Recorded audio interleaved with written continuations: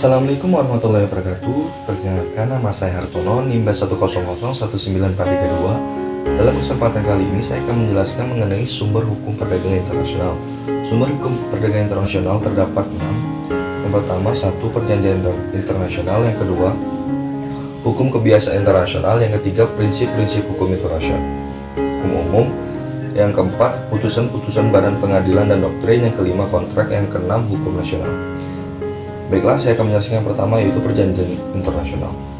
Perjanjian internasional merupakan salah satu hukum yang terpenting secara umum. Perjanjian internasional terbagi ke dalam 3 bentuk, yaitu perjanjian multilateral, regional, dan bilateral. Perjanjian internasional atau multilateral adalah kesepakatan tertulis mengikat dari dua pihak atau lebih dan tunduk pada aturan hukum internasional. Kemudian, perjanjian regional adalah kesepakatan-kesepakatan di bidang perdagangan internasional yang dibuat oleh negara-negara yang tergolong atau berada dalam suatu regional tertentu.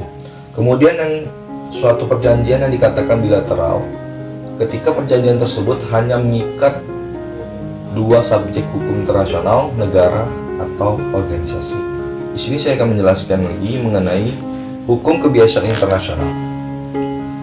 Sebagai suatu sumber hukum, hukum kebiasaan perdagangan merupakan sumber hukum yang dapat dianggap sebagai sumber hukum yang pertama-tama lahir dalam hukum perdagangan internasional. Dari awal perkembangan, yang disebut dengan hukum perdagangan internasional justru lahir dari adanya praktik-praktik para pedagang yang dilakukan berulang-ulang sedemikian rupa sehingga kebiasaan yang berulang-ulang dengan waktu yang relatif lama tersebut menjadi mengikat. 3. Prinsip-prinsip hukum umum.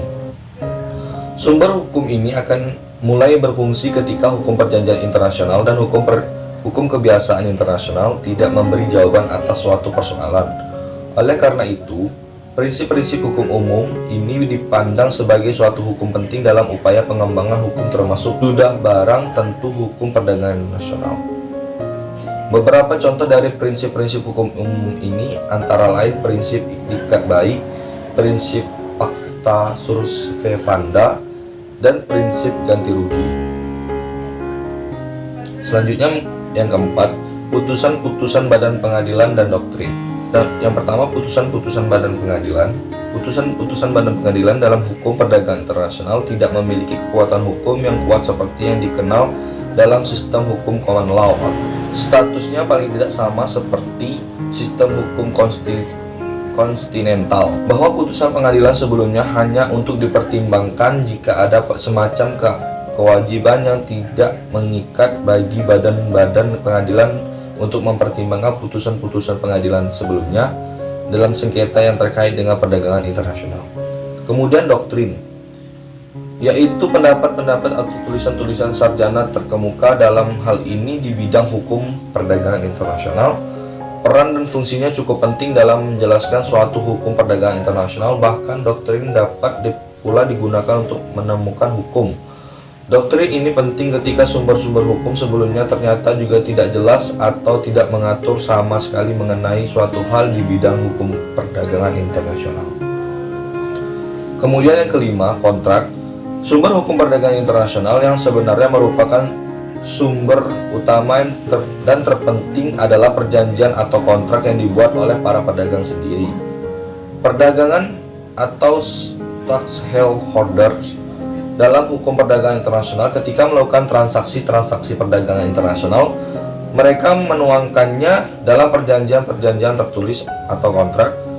Oleh karena itu, kontrak sangat esensial. Dengan demikian, kontrak berperan sebagai sumber hukum yang perlu dan terlebih dahulu mereka jadikan acuan penting dalam melaksanakan hak dan kewajiban mereka dalam perdagangan internasional.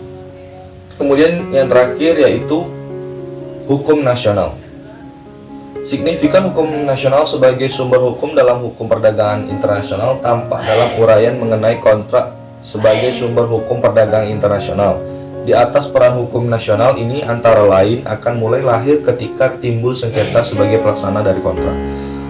Peran hukum nasional sebenarnya sangatlah luas dari sekedar mengatur kontrak dagang internasional.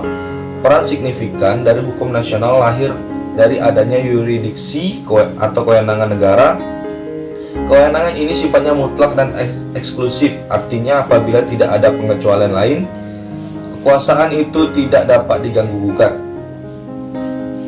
Yurisdiksi atau kewenangan tersebut adalah kewenangan suatu negara untuk mengatur segala. Yang pertama, peristiwa hukum, yang kedua, subjek hukum, yang ketiga, benda yang berada di dalam wilayahnya. Kewenangan mengatur ini mencakup untuk membuat hukum nasional baik yang sifatnya hukum publik dan maupun merupakan hukum perdata atau privat. Terima kasih semuanya, semoga bermanfaat dan saya akhiri wabillahi taufiq wal hidayah. Wassalamualaikum warahmatullahi wabarakatuh.